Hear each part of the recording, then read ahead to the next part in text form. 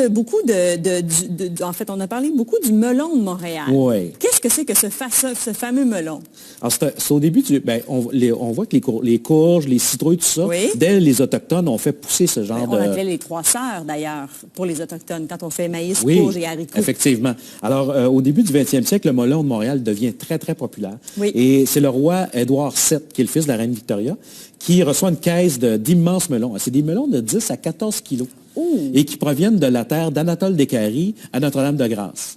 Donc, je vous l'avais dit, mesdames, messieurs, il a la réponse à toutes les questions. on voit justement oui. le logo oui.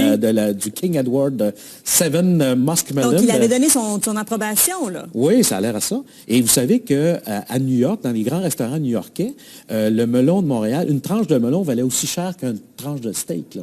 Qu'un steak, là, wow. pour vous dire l'importance que ça avait. Mais puis il faut dire que cette famille-là traitait ses melons aux petits oignons. Oui, j'imagine. Alors, imaginez qu'ils étaient posés sur des pierres plates. Oui. Et à toutes les semaines, on tournait le melon d'un quart de tour.